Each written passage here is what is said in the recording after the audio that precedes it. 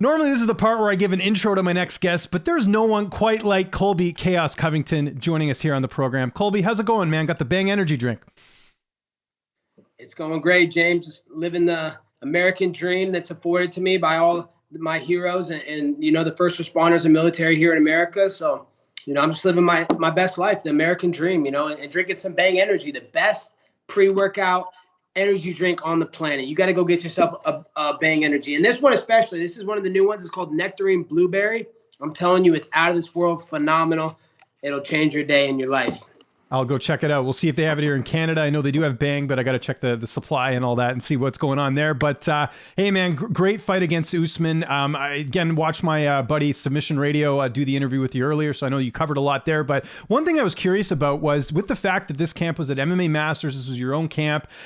Did you bring anyone in to work and sort of mimic Usman at all? Or how did camp differ this time around fighting Usman as opposed to the first time at ATT?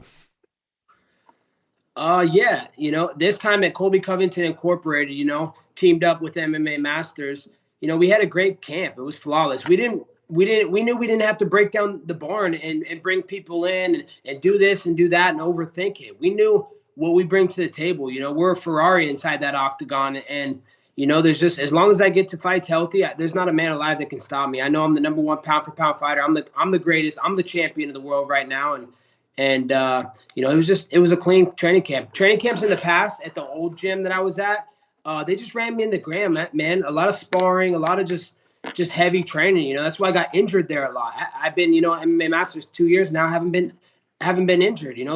Been healthy, been flawless, feeling better, and just peaking and getting better every single day. So it's so crazy that every day I walk in the gym, I just feel like I improve and I make my craft that much better. And no distraction of teammates, right? Being upset with you or anything. I mean, how different was that? And how much better was it just walking in there? Man, it's just such a weight off my shoulders. It's just the energy's right. The energy's good. And it's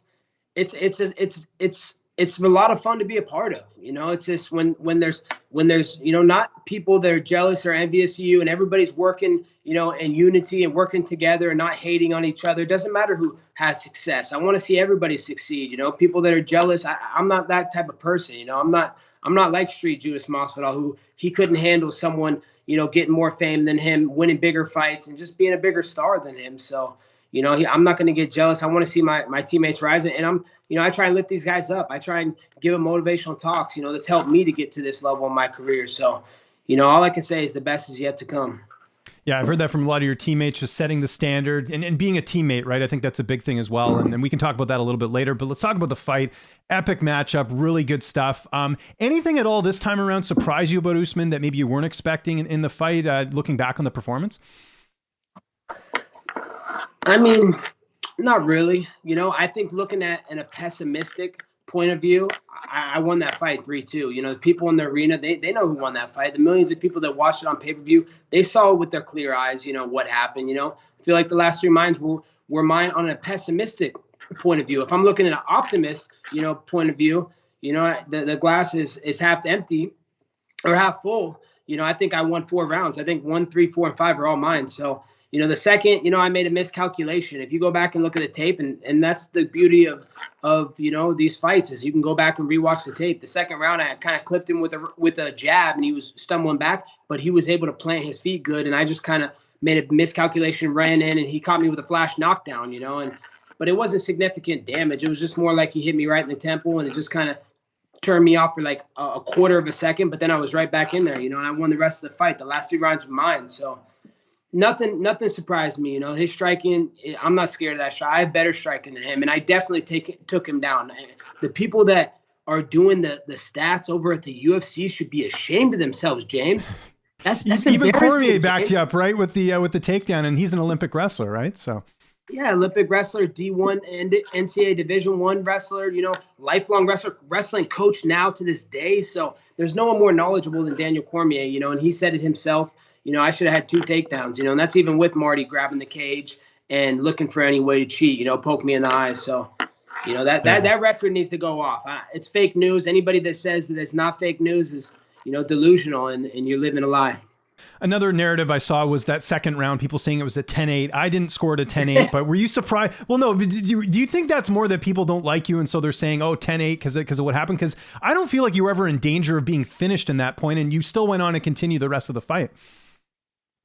Yeah, as soon as that happened, that kind of woke me up. I feel like I was kind of pressing in that round, and that round was mine up until that point. And if you look at the tape, you can clearly see I wobble him with the jab. He kind of stumbles twice, but he gets his bearings and he throws 3-2, right hand, left hook, and the left hook kind of just caught me on the right spot, the temple, and it just kind of just for a quarter second, put me down, but I was right back up. I wasn't hurt, it wasn't like I was wobbled and he had me like completely concussed or a big shot. It was just, it caught me unexpected. I was rushing in, and not my defense was down, and he just caught a good shot. That's not a 10-8 round though. No way that's a 10-8. 10-8 is when they're doing damage and freaking almost finishing a guy. I was not even close to almost finished, So those are the haters, man. That's the clickbait merchants is what I call them. And it's just 3 judges in there. Millions of people watching the fight worldwide can decide for themselves. I know you suffered, I believe, a hairline fracture in your foot. You were telling Submission Radio, I think 3-4 week recovery. You're already 2 weeks in. Do you remember where you actually hurt that, which round, or was that even before the fight? When did that injury occur? Yeah, no, I felt it in the second round. I threw like a high low kick, and it kind of landed on the knee, and I felt it swell right away, and I was like, ooh, that's tough. Now one of my weapons is down. I wasn't able to use that weapon the rest of the fight. Literally, I was compromised, and even being compromised and not being able to throw that kick, that was going to be a big part of my game plan, but that went out the window, and I started thinking a lot about it, and that's kind of why I rushed in, and I wasn't methodical in that moment when he got the flash knockdown. I was like thinking about my foot, and I was deviating away from my game plan, but it is what it is. It's like, someone that's in military or someone that's a first responder, they go to their work every day, and even if they're injured, they're hurt, they gotta face the adversity. They gotta overcome it. And, that's what I was able to do. And, I finished the round strong, and I was ready for 5 more rounds, and he wasn't. That was all he had. You mentioned the support of the military and the troops and the police and just everyone. I saw so many people saying that you won that fight. What was the feedback like after the win compared to other fights? Because it seemed like there was a lot of people who felt like you should have had your hand raised. Yeah, a lot of people saw with their own eyes. A lot of people were there in attendance. I got to thank Candace Owens for coming out, being a part. Jack Owak, my buddy Caleb Pinkett-Smith, one of the producers for Cobra Kai. Thank all those people for coming out. Ann Well came out to support me too. They could see clearly. They're like, man, I thought you had 3, 4, and 5, Colby. It looks like you just took over. Those last 3 rounds were yours. I mean, I dropped him, stumbled him real good at the end of the third or the end of the fourth. Caught him with a really good body kick, and he was hurt. He was bending over. So, I was pressing him. He was backing up. He didn't want it. So, and then he even had to poke me in the eye again, man, the guy's a complete cheater. He doesn't want to fight straight up and fight straight through. He's got to use every little rule to his advantage, take his one eye poke, take his one fence grab, and this and that. So, but I know I won that fight. He knows I'm a better fighter. That's 10 rounds now, James. We've shared 50 minutes in the octagon together. From a bad point of view, the glass is half empty. I'm winning the fight 6-4 out of those 10 rounds. But, from the glass is half full and the way I saw it, I'm up 7-3 or even 8-2 in the 10 rounds. So, he can do whatever he wants to do, but I can promise you I'm getting better every day, and I'm coming back for him. You clarified with Submission Radio saying that what you said to Usman in the cage as you guys were having your moment after the fight was use the promo code Colby for my bookie. Did you ever find out if he used it? Did you check this? Were you able to track it? No, I haven't been able to track it yet. I got to hit up my boys, over at my bookie, Joey and the guys over there. So, yeah, man, even though he's my sworn enemy and my biggest rival and biggest enemy, I'm still trying to make him rich, James. I'm still trying to get him that nice promo code, save him an extra 100% deposit bonus, get some extra money, and make his bank account great again. What do you make of his manager saying he's the greatest welterweight of all time when you have guys like GSP and, who've had sort of really long careers in the UFC? What do you make of that statement? I mean, you can't listen to anything that comes out of that guy's mouth. I mean, it's all fake news. It's all hype and just nonsense, man. Nothing that guy says is the truth anymore. So, he's just trying to hype his guy up and hope that he doesn't leave him, because if you don't remember, right, I tried to give that guy some really, really good information that I knew of because, I'm the king of Miami, and he was in Miami entertaining a different manager appointment with CAA. So, he's just trying to make his client happy and hype him up and make him feel like, he's telling the people and everybody what he wants him to tell them. And what do you make of him also saying that he thinks that Usman could, beat Canelo Alvarez in a boxing ring? What did you make of those comments? It's probably the funniest thing I've ever heard in my life. I mean, man, that's just sad, man. It's not even believable. Like, come on, man. Like, let's talk about things in the realm of possibility and I mean, you're acting like a little kid. I mean, he's just trying to get paid. The bottom of the line, he doesn't want to fight tough fights anymore, man. He wants to get this big money fight and just walk off in the sunset. He doesn't want it anymore. He doesn't want it like I want it. And that's why you're probably going to see that guy leave the sport within the next year. And I'm still going to be here. I'm getting better. I'm hitting my prime. I haven't even hit my prime, man. So when I hit my prime, 34, 35 years old, man, look out, James. These guys are all in trouble. How many more fights do you have left on your contract? Do you know? A couple, a good right? Question. Yeah, I think it's a couple. It's a couple, like 3 or 4 or something. Yeah. I'm not sure. Well, then that's a nice thing, right? You manage yourself. So it's, everything. It's not like you have to worry about a middleman or anything. And it seems like it's working well for you. And to be honest, I hear that from a lot of fighters these days, that they're just doing things on their own. They're texting whoever it is, McMaynard, Sean Shelby. It really works for you, right? Yeah, it really works for me. But it's completely different in my situation. I understand the game. I've been around the game. I've been at the top for a long time now, 3-4 years. So, yeah, it works great for me. I don't want to pay a cut to someone who's just a middleman and not doing anything for me. Managers do nothing. They don't get more money from the UFC. The UFC, your negotiations are going to go how they're going to go. When the UFC wants something to happen, it's their way or the highway, and that's not a bad thing. It's just business has got to run, and they're a great business that just keeps freaking turning out great fights and great business. So I understand the business, and yeah, it works out great for me. I want to give the money more to my people, the people that are in my corner, the people that are with me every single day in the gym, and all the people that have my back and support me.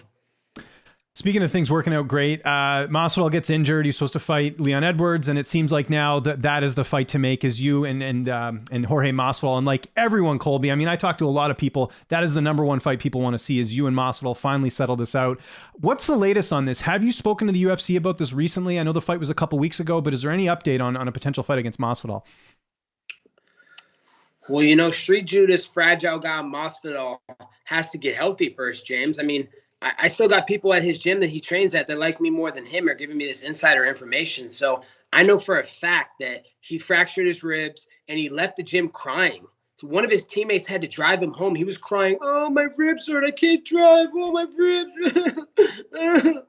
So that little fragile guy, George, has to get healthy first. And then we'll see, James. We'll see if he shows up, man. He talks a big game in the media, but James, these guys aren't men of their words. They don't actually back up what they say. They just talk all this nonsense and just, bleep out fake news all the time. They're not promises made, promises kept like myself. The raw American steel and twisted sex appeal.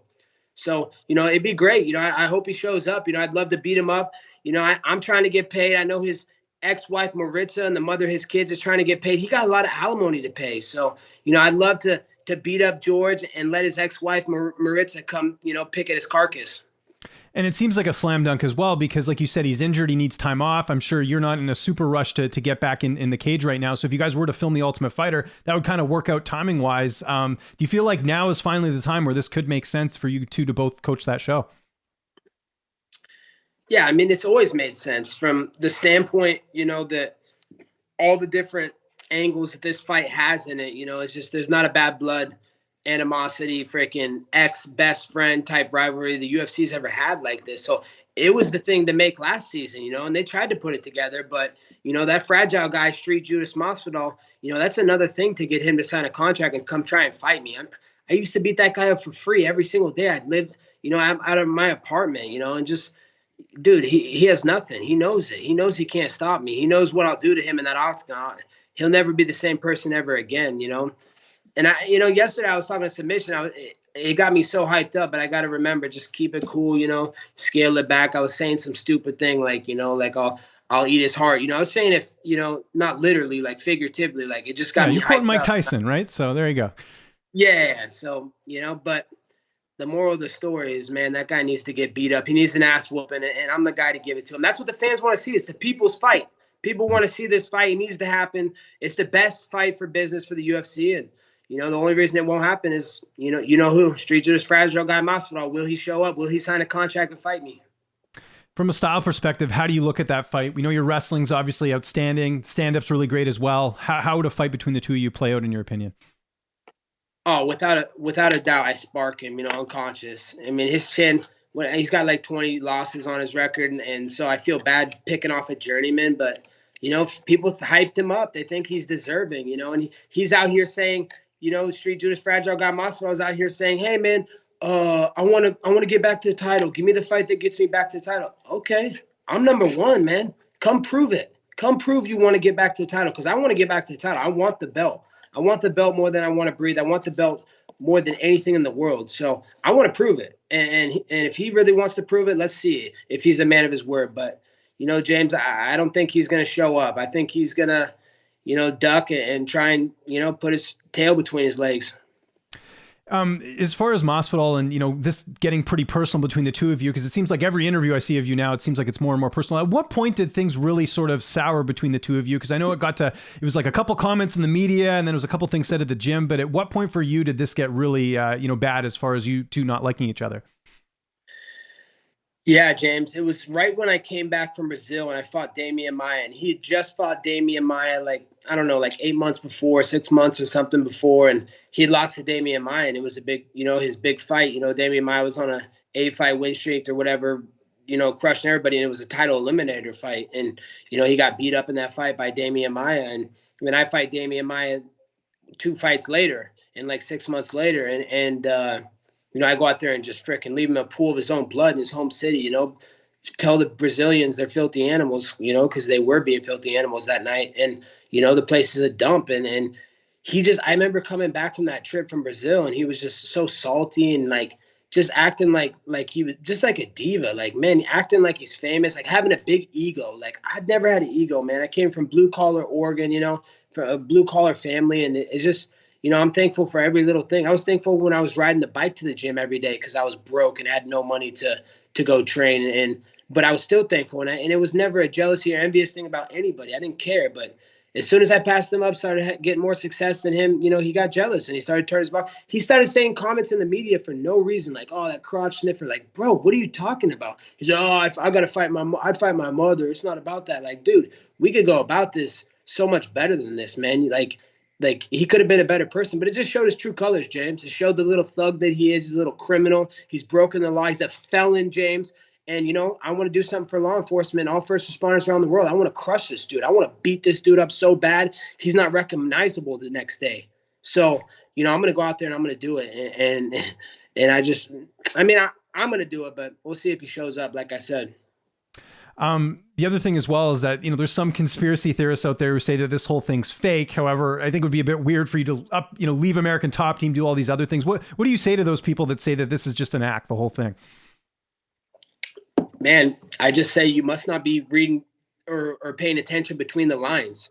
I mean, we were best friends. We were inseparable, lived together for a couple years, just friends for almost a decade, like you think we would really be saying these things about each other in the media? Like, if I see him in the streets, he's for sure getting dropped on his head and he's going to the hospital. I don't want, he's not going to be able to afford his hospital bills. I want the UFC to pay for them when I beat him in the octagon. So I don't want to have to do it in the streets. But, this is a personal fight, James. This is as real as it gets, like the UFC saying goes. And anybody that thinks we're still friends, man, I don't know what they're thinking, man. They must be smoking some good weed or something. You've said it time and time again. It's Usman, the trilogy or Masvidal. Is there anyone else that you think would be remotely interested in fighting after this? Because obviously, I know you don't want to be on the sidelines too long if Masvidal says no, and Usman's maybe fighting someone else. Are there any other names that come to mind? Right now, no. That's what makes sense. Those are the fights that need to happen. This grudge match with George or the trilogy with Marty. The fans want to see that trilogy, and Marty knows deep down inside he needs to really solidify that trilogy and beat me, man. Show the world you're better than me. He didn't show the world he's better than me, James. I don't care what anybody says, what the clickbait merchants, say. their word and their opinion is just, that's their opinion. They're writing with their feelings in journalism. They're not writing the truth. I'm better than that guy. I beat that guy more rounds than he beat me. So, this trilogy needs to happen. And if John Morgan, that flat tubby butt, if he wants a question from me, he needs to do those 10 push-ups. Did he do those 10 push-ups yet, James? I didn't happen to catch it. No, I wasn't sure. So don't know the update on that. Flabby butt, man. Flabby butt's never getting a question or answer from me. The Diaz brothers, did either one of those interest you at all? We saw Leon Edwards get a fight with Nate. Again, the reason I'm looking at this because they have a big fan base, keep you active. It wouldn't really affect too much. Does that interest you at all, either a fight with Nick or Nate? Yeah, it interests me, but I'm not going to waste my breath or get my hopes up that fight's going to happen. They're never going to fight me. Those guys, they know who daddy is. They know who runs the West Coast. I'm from, I was born in Sacramento, grew up in Oregon my whole life. I'm the only West Coast gangster out of those three names. They're Stockton Soy Boys. I'm Raw American Steel and Twisted Sex Appeal. So, I don't think Nate's going to fight. I don't know what they're going to do with him. He's only got one fight in his contract. So, of course, he's not going to accept me on the last fight of his contract. I'll annihilate that guy.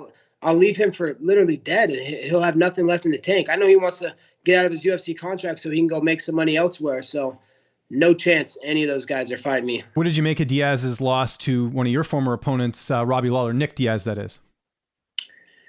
Exactly what I expected, James. I heard the rumors. The guy's not.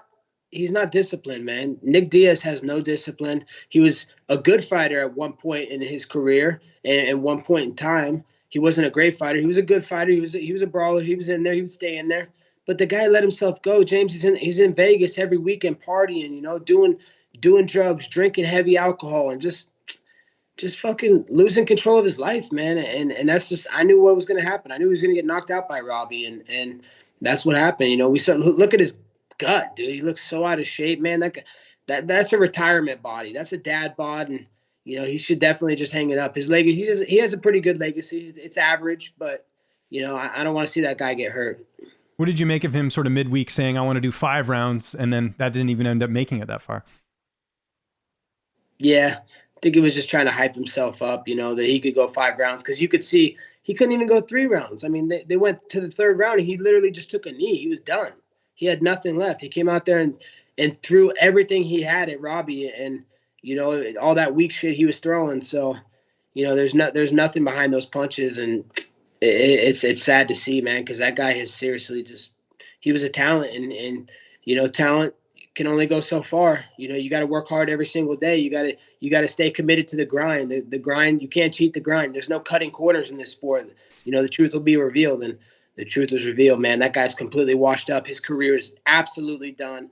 And I don't think we should ever be talking about Nick Diaz ever again. Well, let's talk about you some more. I get asked this every now and then. Middleweight, is that ever an option for you? Do you ever see yourself going up to 185 at any point in your career? Yeah, it's an option. I used to train with middleweights all the time. I always used to love to train with bigger guys because I just knew I could wear them out quicker. They're bigger and they got more muscle and they just wear faster. And they're a lot slower too. They're not as quick as welterweights. So, it's just easier to train with those guys and beat them up. So, if the right opportunity presents itself, man, I'll destroy anybody at middleweight. I mean, Stylebender, he can't wrestle. He's not a well-rounded fighter. I'd honestly, I'd take him down and gas him out. He wouldn't be able to stop me. I mean, he's getting taken down by, that guy that he fought last fight. That guy doesn't even take guys down. He's never even wrestled, whatever, the 205 champ. So, if the right opportunity presents itself, man, trust me, I know how good I am. These guys can't stop me, man. I've never lost a round to a middleweight when I used to train with those guys. So we'll see, but I'm not a big welterweight. I'm like in the middle. Like I'm like 182, 183. So, I'm not like a huge guy, but man, I'll show up, man, and fight my weight class. I'm the best in the world. You mentioned as well of being kind of an in-betweener or whatever.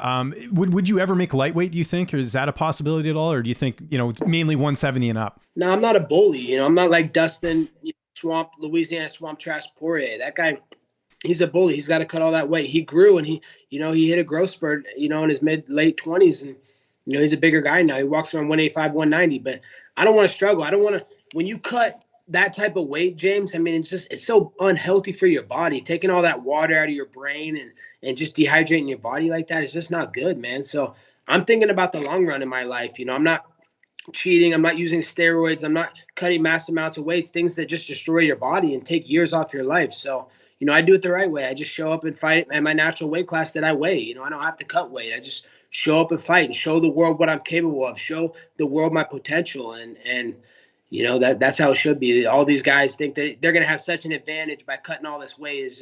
It's a myth. And it just shows how mentally weak people are. He's supposed to fight Charles Oliveira. You just mentioned him, Poirier. If there's some rumblings that if he wins, he might end up retiring, or at least he's close to retirement. Would that be disappointing for you if you never got to fight him? Because I know that's another fight you wanted as well, just a former teammate. To be honest, James, not really, because I used to smack him around so many times in sparring back in the day.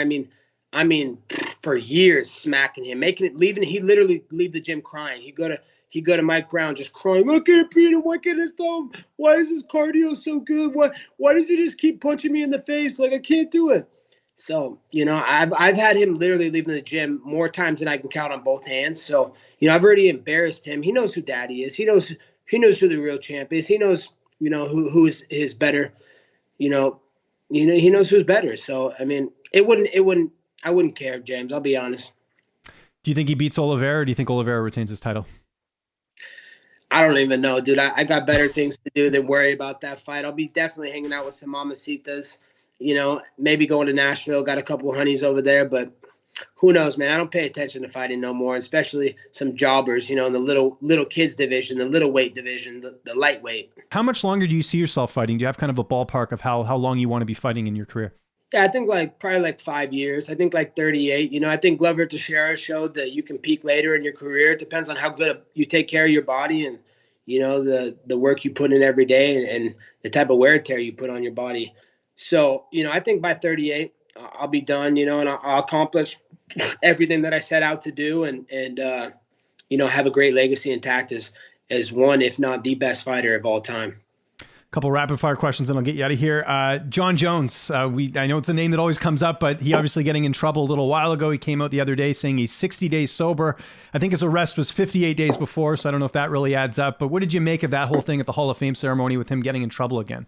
Oh my gosh, man. I'm not surprised. Definitely not surprised. That guy's going to continue to do just, felon type stuff, criminal type activities. That guy's a piece of shit, man. He's a dirtbag.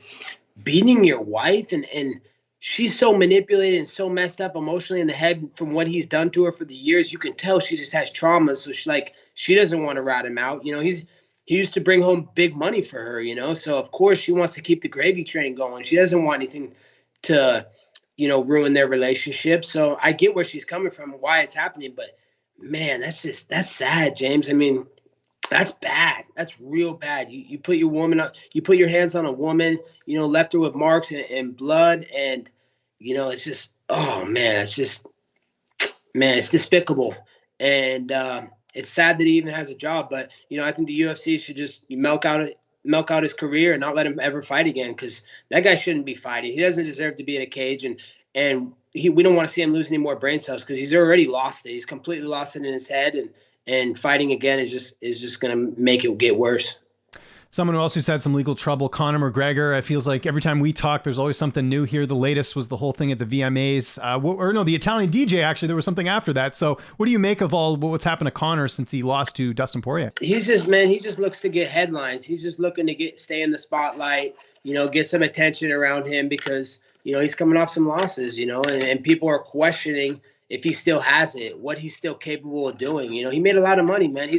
He had a great career and he's had some special moments in the UFC and in his career where he's made so much money that he's so filthy rich that he thinks he's above the law now. He thinks, that money can buy you whatever you want, but money cannot buy you out of, punching an old dude off his stool or hitting, someone's phone or throwing a trolley through a bus, or his latest song at the TMZ Movie Awards or the Music Awards, trying to try Machine Gun Kelly, man. So, yeah, it's sad to see, man. It's a big downfall, and I don't think things are going to turn out good for him in the long run. I think he's the type of guy that we will see, this come back to haunt him, and, he could be behind bars someday. We haven't also talked since Jake Paul beat Tyron Woodley. Did you score the fight for Paul? Some people felt like Woodley did enough. What did you think of that fight? that was definitely a work, without a doubt. You know, Tyron Woodley was paid to hold back and not go off on Snake Paul. So he had him hurt and concussed bad in the fourth. Literally almost fell out of the ring, and he kind of just held him up. He didn't try and finish him right there. So you could tell that Tyron Woodley was paid to take a dive, and it was a work. So not really much you can think about him work when someone has a bunch of money from YouTube and Disney, the little Lizzie McGuire star Snake Paul. He can pay people off, and that's what he did. He paid Tyron Woodley off. He got to pay alimony and a bunch of child support checks. So I don't blame him, man. Go get your money. Go get your bag, Tyron. I don't know if you've seen all your former teammates from American Top Team doing AEW. Have you watched that at all? I know you're a big pro wrestling guy. Have you been paying attention to that at all? To be honest, no, James. I don't pay attention to some second fiddle, low rated, no hype, and no engagement wrestling community. I mean, AEW is just coming on. They got a great owner, and Tony Khan, I believe is his name. Yep. Tony Khan. That he owns the Jaguars, and he's trying to bring that thing up. But WWE's that's the breeding ground. That's the mecca. That's where you want to be if you're in professional wrestling and smacking people down. So I don't pay attention to that. It's a second fiddle or the JV league, should I say. When was the last time you spoke to Dan Lambert, or have you spoken to him at all?